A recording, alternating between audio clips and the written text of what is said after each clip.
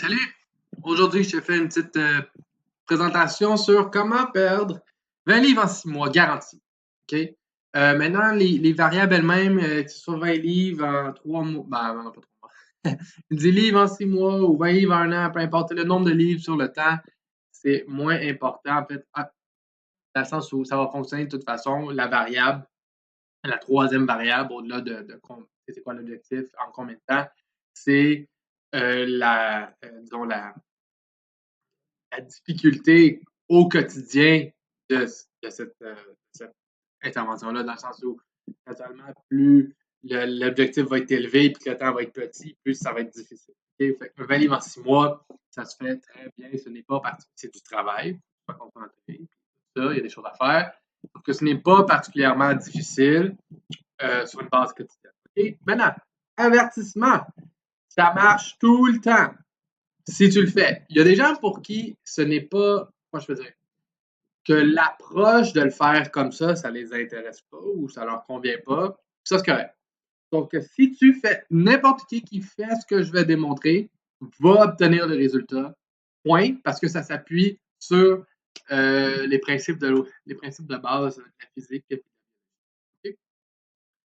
Ça implique des engagements à prendre et de la rigueur, surtout. D'abord, c'est pas que c'est compliqué, c'est que c'est difficile. Okay? La stratégie est très simple, mais ça fonctionne tout le temps. OK? Fait c'est simple, il y a du travail à faire, ça marche. OK? On est parti.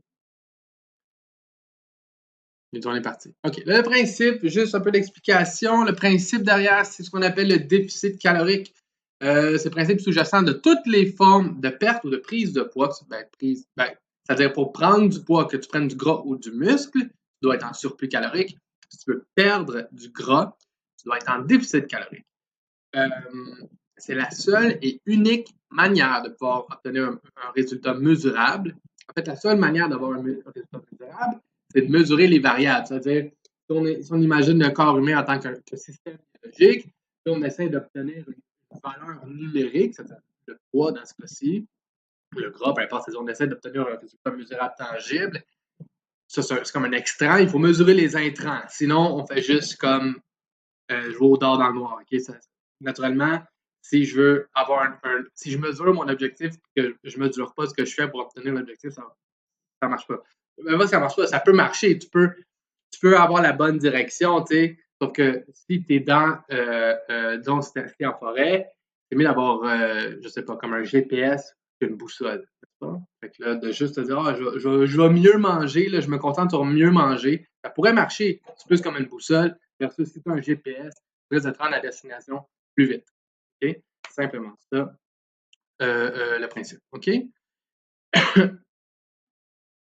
Et juste des données de base à comprendre qui sont importantes. Une livre de gras, c'est 3500 calories. Okay? C'est pas exactement ça, mais c'est pas ça. Perdre 20 livres de gras, c'est-à-dire je vais perdre 20 fois 3500 calories, c'est-à-dire 70 000 calories. Ça veut dire je dois dépenser 70 000 calories de plus que je n'en consomme si je veux perdre 20 livres. Fait que là, on a le nombre de calories totales, on a le déficit total à créer pour 20 livres, c'est 70 000, et 20 fois 3 000. Sur 6 mois, ça donne 183 jours. Fait que là, je divise mon déficit de 70 000 calories par 183 jours, ça donne 383 calories par jour, qui est le déficit que je dois créer. Maintenant, ça, ce que ça veut dire, c'est que on a une dépense. En gros, là, il y a comme, disons, deux postes de dépenses caloriques. Il y a ce qu'on appelle le métabolisme de base, qui est juste combien de calories ça prend pour vivre, pour que ton cœur batte, pour que tu respires, pour que tes yeux marchent, c'est pour vivre. Okay? Il y a une espèce de plancher, si on peut dire. Puis par-dessus ça, il y a tes calories, les calories dépensées, l'énergie dépensée supplémentaire juste en vivant. Fait que ça inclut, mais n'est pas exclusif à l'entraînement. C'est-à-dire le fait de marcher, le fait de bouger, jardiner, juste te lever, puis là, aller à quelque part d'autre. Okay? Fait que tu changer de pièce, c'est juste le fait de parler, tout ça, penser. Ça augmente naturellement ta dépense calorique. Fait que ça veut dire ta dépense totale dans une journée, tes calories pour survivre, puis tes calories pour vivre, tes calories pour bouger, puis être active. Ça donne un chiffre. On va dire, pour faire des chiffrons, OK, on va dire que c'est 2000. Fait que l'idée, c'est que tu veux créer un déficit C'est-à-dire que c'est-à-dire que si tu dépenses 2000 calories, tu dois en ingérer 2000 moins 383 pendant 6 mois pour perdre 20 livres. Ça marche tout le temps. C'est parce que c'est une loi de la physique. OK? Fait que moins 383, ça donne 1617. On va trouver ces chiffres-là ensemble. Comment faire ça. En gros, c'est ça le principe. C'est ça le principe. Ça marche tout le temps. OK? Là, l'affaire, c'est qu'il y a des manières, on ne peut pas savoir à la calorie près ce qu'on mange, ni savoir à la calorie près ce que l'on dépense. Les formules sont des estimés, c'est-à-dire on prend, OK, sur l'échelle d'une population, là, voici ce que ça a l'air, une femme de 45 ans, de 5 pieds 5, et voici de quoi ça devrait avoir l'air. Mais tu peux être à plus 50, moins 50 calories de ça. Fait que là, pour ça, ben, si le but c'est de perdre du poids, perdre du gras, on veut être conservateur, on va mettre les chances de notre bord. OK? Puis on va passer au travers de ça. Fait que c'est ça. Ça, c'est pour les données de base. Maintenant, les étapes. 4 étapes. 5. Déterminer ta dépense calorique moyenne quotidienne. Mesurer ton apport calorique quotidien moyen. Déterminer où faire les ajustements. C'est s'engager à les appliquer assez longtemps pour avoir le résultat. Parce que c'est ça, le yo-yo. Le yo-yo, là, c'est tout. Les gens font 1, 2, 3 d'une façon ou d'une autre. Fait que soit ils délèguent, mettons, mesurer l'apport calorique quotidien moyen. Ils vont déléguer ça à Weight Watchers, un système de points. Ils vont déléguer ça à, je pense que c'est Beachbody qui fait des petits pots de couleur. Fait que là, les petits pots de couleur, les gras sont dans le petit pot, puis là, les carbs, les féculents sont dans le plus gros pot, puis là, tout ça. C'est une façon de déléguer la mesure de ton apport quotidien, apport calorique quotidien. Puis déterminer où faire les ajustements. Là, tu t'en remets à un programme. Déterminer ta dépense calorique moyenne. OK, généralement, ça va être de faire plus bouger. Okay, on va pas parler de ton métabolisme de base, de toute façon, on ne peut pas vraiment toucher. Puis on va mettre une plus haute, on va faire dépenser plus de calories, on va réduire ton apport. Puis là, on va t'aider à faire des ajustements. Puis là, ben, tu ne pourras pas t'engager à le faire assez longtemps parce que c'est pas ta méthode. C'est-à-dire, tu t'appropries pas les concepts, puis tu peux pas les appliquer à ta vie de manière durable, dans le fond. Parce que c'est de déléguer la planification, tout ça. Là, moi, ce que je vais te montrer, c'est à faire la planification pour toi, basée sur tes données puis ton mode de vie. OK? Moi, c'est facile. OK. Déterminer ta dépense quotidienne. Ça, c'est le bout simple. Tu vas sur calculator.net, tu prends un chiffre conservateur. On va y aller ensemble. Je suis déjà sur calculator.net.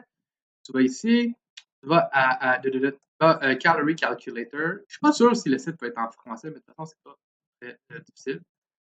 Moi, je suis habitué à en donner US. Fait que là, on va dire, je suis une femme de 45 ans, de 5 pieds 5, 85. Puis, OK, activity, ça, sois conservatrice. OK, fait que là, ça, c'est BMR, c'est vraiment là, si tu es couché dans ton lit pendant 24 heures et tu fais rien. Fait que tu ne prendras pas le lit.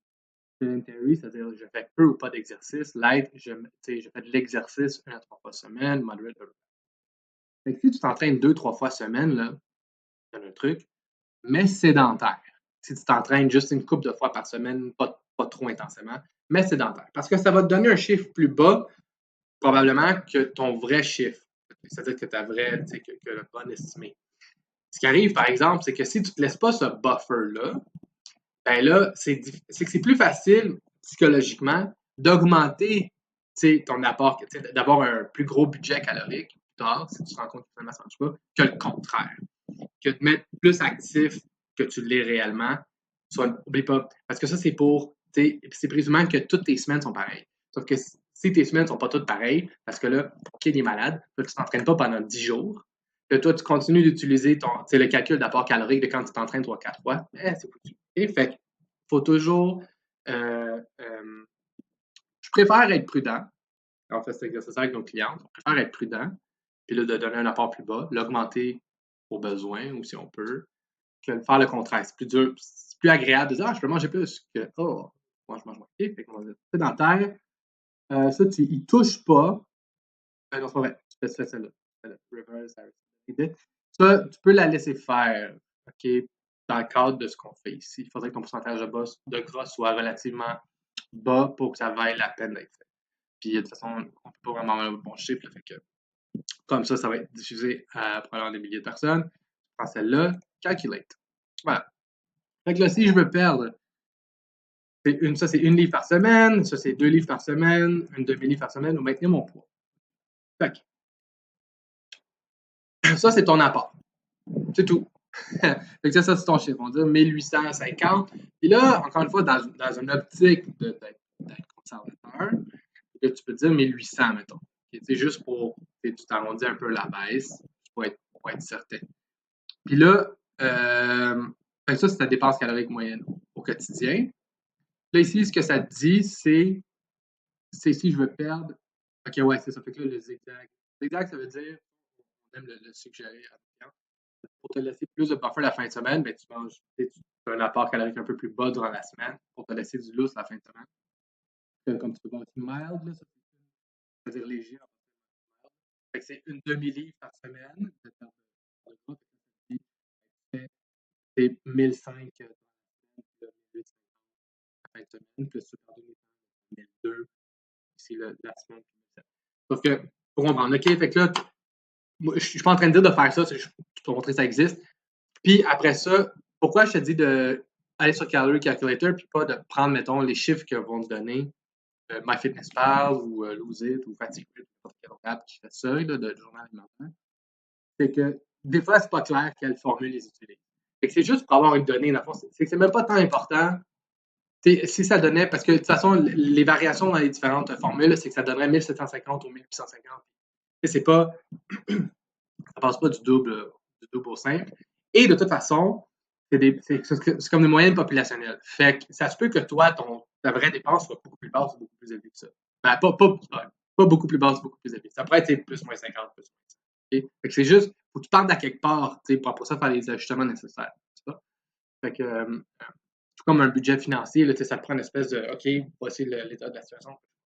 Fait que là, ce bout-là, c'est tout. Ah oui, ça c'est pour les calories. En passant, je ne vais pas plonger dans ce bout-là spécifiquement parce que ce n'est pas le but, mais ça prend au moins 80 grammes de protéines par jour, point la ligne. Okay? Si tu n'es pas à 80 grammes de protéines par jour, augmente ça à le plus pas le plus vite possible, mais c'est une priorité là, d'augmenter à 80, au moins 80 grammes.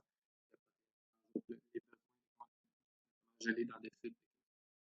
C'est pas le livre. C'est le PDF et 5 puis tu as l'audio aussi. Fait que là, c'est terminé ton apport quotidien moyen. Là, ça, c'est le bout que les gens aiment. OK. Tu utilises une application de journal alimentaire comme MyFitnessPal, Secret, Lose It, etc. Il y en a d'autres. Ils utilisent toutes les mêmes formules. Fait que là, c'est juste une question de quelle interface toi, tu préfères. Quelle application tu trouves la plus belle, la plus facile à payer. Donc, okay? Mais ils utilisent toutes les mêmes formules. Il y a chronomètre aussi. OK. T'entres. Là, ça, c'est le bout de calme. Entrer nos 10 recettes les plus communes. Ça prend moins de temps que tu ne le crois. OK. Tout le monde pense, oh my God, comment je fais quand je fais ma sauce à spaghetti? Comment je fais pour calculer? Dans toutes ces applications-là, tu as la fonctionnalité recette. Fait que tu rentres ta recette au complet dans l'application.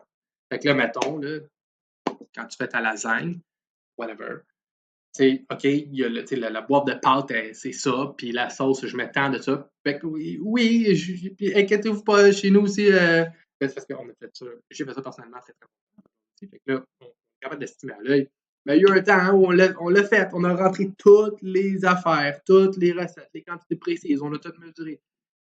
C'est pas si long que ça, là, OK? Faut le faire, ça prend pas 0 temps, mais ça prend pas des mois, là. C'est juste à chaque fois que tu fais ta recette, on va dire, la prochaine fois que tu fais chaque recette, prends le temps de le calculer. OK? Je mets 1 litre de ça, 3 tasses de ça, 8 pincées de ça, puis une boîte de ça. Puis là, dans l'application, ce que ça permet de faire, c'est de diviser en portions. Fait qu'après ça, tu regardes, OK, j'ai-tu pris une louchée, j'ai-tu pris 2 louchées, j'ai-tu pris une louchée et demie. Tu fais ça une fois. Okay? Après ça, tu as la donnée pour toujours. Parce que tu vas manger les mêmes 10 recettes pour toujours. Okay? On surestime beaucoup là, la diversité de notre alimentation. Tu manges sûrement 2 déjeuners. Comme tu as ton déjeuner de semaine et ton petit déjeuner spécial. Ou tu as peut-être 2 déjeuners de semaine. Ton petit déjeuner spécial à la fin de semaine. Ton petit déjeuner spécial à la fin de semaine.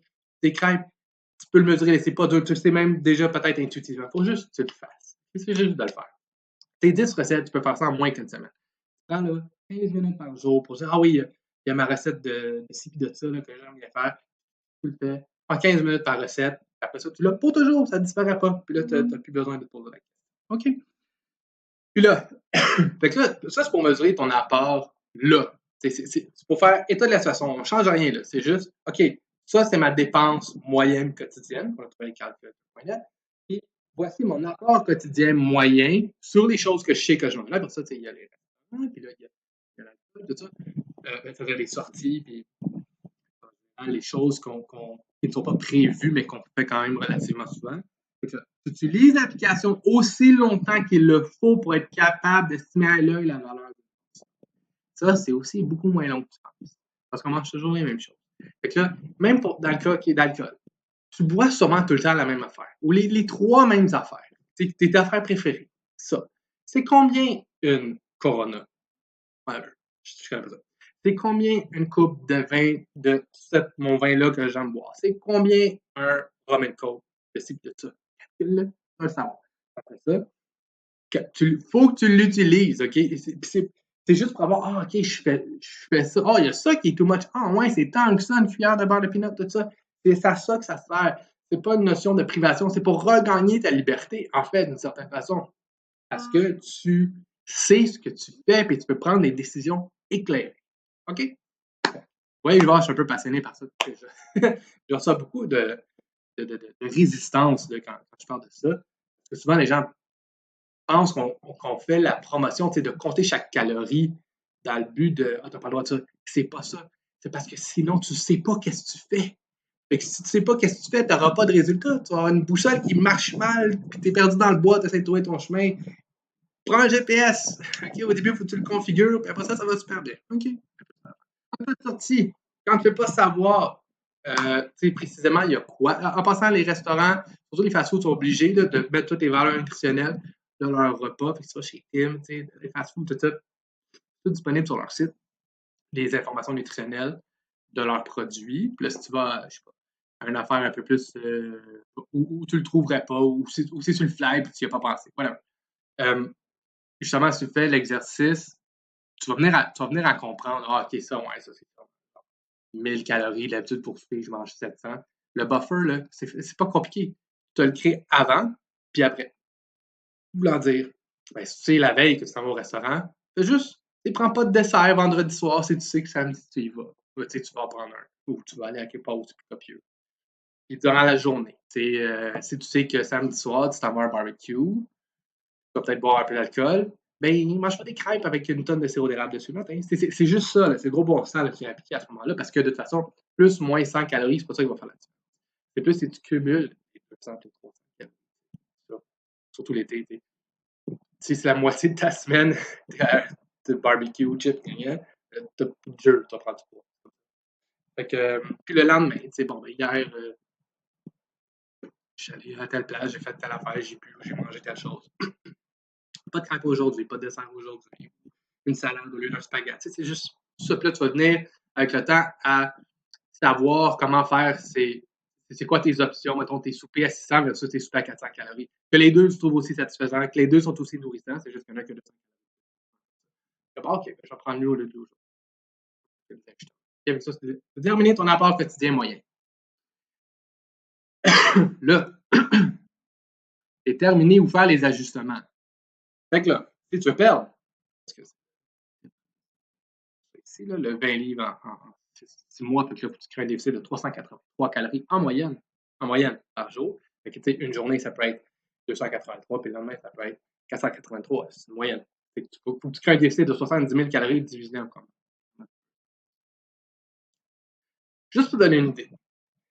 C'est rarement, à moins que tu aies pris 50 livres dans les 2 dernières années, ça voudrait dire, puis c'est possible que ça arrive, là, ça voudrait dire que structurellement, comme il y a beaucoup de travail à faire sur tes habitudes. Sauf que généralement, on n'a pas pris 50 livres en 2 ans, on a pris 30 à 50 livres en 25 ans. C'est un peu ça qui se passe. Genre. Fait que, ça veut dire que tes habitudes quotidiennes ne sont pas si mauvaises que ça.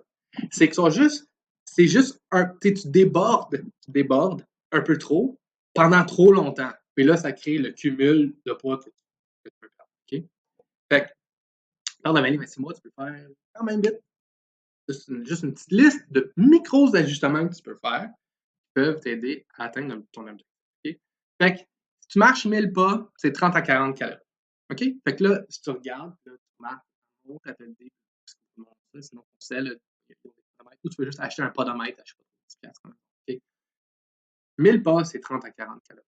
Fait que là, si tu marches en moyenne aujourd'hui, donc 4000 pas par jour, c'est-à-dire que tu dépenses juste à la marche, OK? 4 fois 4, on dit 150 calories en marchant. Ben, tu peux ajouter un autre 150 calories de dépenses en passant de 4 à 8000 pas.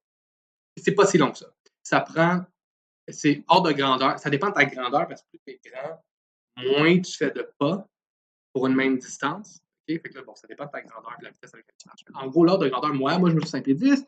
Si je marche normalement, je ne marche pas particulièrement vite. Vite. Je fais 6 à 7 000 pas dans une heure. Fait que là, si tu marches 4 000 pas, te rendre à 8 000, ça ne devrait pas prendre plus que 40 à 60 minutes dans ta journée de plus. Est-ce que, pour dépenser, disons, 150 calories, est-ce que ça exige un peu d'organisation? Oui. Est-ce que des fois, ça ne va pas te tenter? Oui. Est-ce que c'est simple et accessible à tout le monde? Oui. Puis est-ce que tu peux le faire? Sûrement. Si tu es à 4-5 000, te rendre à 8, 10 000, même 12 000. Tu sais, tu retrouves ça ta journée, tout ça, j'en conviens. C'est juste que ça fait peut-être que, tu sais, moi, ça me le fait, là. À un moment, j'enregistre ça hier, ça fait ça. Je regarde ma montre, bang, il manque 500 pas. C'est l'heure de me coucher. 500 pas, je peux faire ça vite. C'est juste une marche pour courir. Ben, je me suis levé, j'ai mis mon t-shirt, je me suis habillé, je suis sorti, j'ai fait le tour jusqu'au courrier, je suis revenu. Okay? Fait que ça ajoute un petit élément de plus, peut-être. Puis c'est accessible à tout le monde. C'est juste de le mettre en priorité. Okay? 100 calories par 30 minutes de muscu. Fait que là, si tu fais 1 à 3 séances, ça peut être plus, ça peut être moins, en fait, ta dépense calorique à l'effort. Même chose pour le cardio que j'ai mis en dessous. C'est une fonction plus de l'intensité, de ta fréquence cardio. OK? Là, je ne vais pas refaire le procès du cardio. Okay, c'est juste pour les items. Puis oui, il y a plein de bénéfices propres à la musculation. Puis ta dépense calorique sur plus longtemps, sur des mois, des années, est plus haute en muscu. Sauf que si on prend le 30 minutes vraiment, là, on va dans le court terme, genre 6 mois, 100 calories pour 30 minutes. Fait que là, si tu fais 2 fois 30 minutes, ben, si tu ajoutes 1 heure de muscu dans ta semaine, ben, tu ajoutes 200 calories. C'est 300-400 calories par 30 minutes de cardio intense. Okay? Puis c'est plus intense, c'est-à-dire que tu n'arrives pas vraiment à parler. Okay? C'est un peu comme ça qu'on mesure une manière simple de mesurer la fréquence cardiaque. Tu es capable de parler, c'est pendant que tu fais 300-400 calories pour 30 minutes de cardio. Puis là, ça, c'est la dépense, c'est que l'envers de la médaille, c'est 350 calories en moyenne un muffin Tim Hortons, 150 calories en moyenne une coupe de vin, 90 calories une cuillère de beurre. Okay? Tu manges un de moins de chacune de ces affaires-là, tu prends ton objectif de 383 x 7, ça fait genre 3500, mettons. C'est où tu fais les ajustements. La liste peut être beaucoup plus longue, naturellement. Okay? Juste des choses qui sont accessibles, avec des coupables communs, okay? Fait que Tim Hortons, du vin, du beurre peanut, puis des choses qui sont relativement faciles à ajouter, comme des pas, puis quelques séances d'activité à plus haute intensité. Ici, OK? Juste des exemples. C'est juste toi qui tu vas le savoir en le faisant. Où est-ce que tu as des gains à faire? Qu'est-ce qui va bien en faisant l'exercice de dépenser ton temps. Maintenant, le bout difficile, la quatrième étape, c'est de t'engager à le faire pendant le temps que ça prendra. Okay? C'est ça qui est dur. C'est pas de downloader l'application, c'est pas de lancer dans la recette de spaghetti, c'est pas de marcher 10 000 pas aujourd'hui. C'est de t'engager à faire ça pour le temps nécessaire. Okay? C'est de loin le plus difficile. Marcher 10-12 000 pas, manger 3 repas alignés avec ton objectif, facile. Dans une journée, facile. 2 journées, facile. Une semaine, moins facile, commun. Mais le faire chaque jour, pendant 6 mois. Au mois d'octobre, quand il pleut, ou si ça donne que dans ton 6 mois, c'est le jour de Noël, ou la veille, ou c'est ta fête, la fête de ton chum, de tes enfants, ou le ci, plus ça. C'est ça qui est dur, n'est-ce pas? Parce qu'au-delà des embûches sociales, les embûches météo, les embûches pratiques, d'organisation d'horaire, l'embûche principale, c'est toi. C'est ce qu'il y a dans ta tête. OK? On est excellent à se rendre. On est excellent à se convaincre qu'on n'a pas l'énergie, qu'on n'a pas le temps, que c'est pas grave, finalement, ça ne tentait pas tant que ça, que c'est plus difficile que prévu, tout ça. Okay? C'est extrêmement difficile de le maintenir à long terme, à cause que le bénéfice, il est comme pas apparent. C'est en déficit calorique. 2000 calories aujourd'hui, c'est pas rien. Sur la balance. Rien faire du tout. Tu donnes le temps. Fait que, fait que quand on parle de constance, c'est ça, c'est engageant pour le temps que ça prendra le faire. Puis c'est ça qu'on fait. Toute l'existence du programme de coaching privé, par exemple, c'est ça qu'on fait. C'est d'aider les gens à concevoir le plan, à l'ajuster si nécessaire, mais c'est d'y adhérer sur le temps nécessaire pour accomplir l'objectif. Okay? Et ça va bien mieux quand tu as quelqu'un pour te suivre, te caler sa bullshit, te soutenir quand tu en as besoin. Et tout ce qu'il y a entre ces deux pôles-là. Fait que, trouve quelqu'un à qui en parler. C'est pas obligé d'être un coach. C'est pas obligé d'être nous, c'est pas obligé d'être un coach. Juste trouve quelqu'un avec qui en parler, à qui tu auras non seulement des comptes à rendre, c'est-à-dire, c'est pas au sens comme punitif, c'est au sens si je dis quelque chose, en passant vite, c'est notre désir de cohérence interne. On a beaucoup de difficultés à paraître incohérent. Fait que là, si je te dis je vais faire ça, si je le fais pas, moi je me sens OK. Fait que c'est pour ça que ça fonctionne d'avoir quelqu'un à qui en parler. Aussi quelqu'un à ce moment pour nous offrir du soutien. Des fois, on aurait des bonnes raisons de ne pas le faire. Parce qu'il y a ça aussi. Il y a aussi des fois des bonnes raisons de ne pas faire les choses sur lesquelles tu t'es engagé. Mais la vérité, c'est que la biologie s'en fout de ça. Fait que même si tu as des bonnes raisons, tu devrais quand même le faire. De ne pas le faire, c'est seulement quelqu'un qui te soutient va t'aider à passer à l'action en dépit de tes bonnes raisons de ne pas le faire. C'est pas juste en dépit des mauvaises, c'est en dépit des bonnes raisons de ne pas le faire pour t'amener à bon port pour l'objectif sur lequel tu es amené à écouter cette vidéo. OK? Fait que c'est ça. J'espère que ça t'a éclairé, j'espère que ça t'a aidé. Puis tu me donneras des nouvelles de ton